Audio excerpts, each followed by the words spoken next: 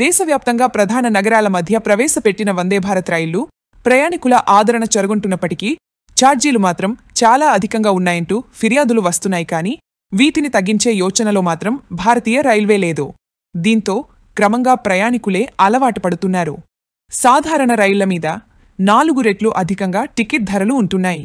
మామూలు రైళ్లకు, వందే భారత్ రైళ్లకు గమ్యస్థానానికి చేరే విషయంలో తేడా గంట నుంచి గంటన్నర ఉంటోంది. ఈ సమయానికే అంత వెచ్చించాలా అంటూ చాలామంది సాధారణ రైళ్లనే ఆశ్రయిస్తున్నారు. ఈ క్రమంలో వందే మెట్రో రైళ్లను ప్రవేశపెడుతున్న సంగతి తెలిసిందే. వీటిని నమో భారత్ రైలుగా పిలుస్తున్నారు. కేరళ రాష్ట్రంలో పర్యాటకాన్ని ప్రోత్సహించాలనే ఉద్దేశంతోనే కేంద్రం ఏకంగా 10 వందే మెట్రో రైళ్లను కేటాయించింది. అత్యాధునిక సౌకర్యాలున్న ఈ రైళ్లు రాష్ట్ర పర్యాటకాన్ని పరుగులు పెట్టిస్తాయని భావిస్తున్నారు.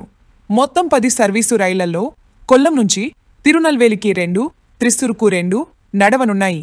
అలాగే త్రిస్సూరు నుంచి గురువాయూరు వరకు పొడిగించి నడపాలనే ప్రతిపాదనలున్నాయి.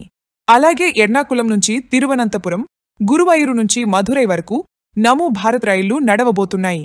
100 నుంచి 250 కిలోమీటర్ల దూరమున్న ప్రాంతాల మధ్య ఇవి నడుస్తాయి. వీటిల్లో కనీస టికెట్ ఛార్జీని కేవలం 30 రూపాయలుగా నిర్ణయించారు. అలాగే నెలవారీ పాసులు కూడా ఇవ్వబోతున్నారు. 20 సార్లు సింగిల్గా ప్రయాణిస్తే ఎంత ఛార్జీ పడుతుందో నెల మొత్తం మీద అంతే తీసుకోబోతున్నారు. పర్యాటక ప్రాంతాలను అనుసంధానం చేయడంతో పాటు అన్ని పర్యాటక ప్రాంతాలను ఈ 10 వందే మెట్రో రైళ్లు కవర్ చేస్తాయి.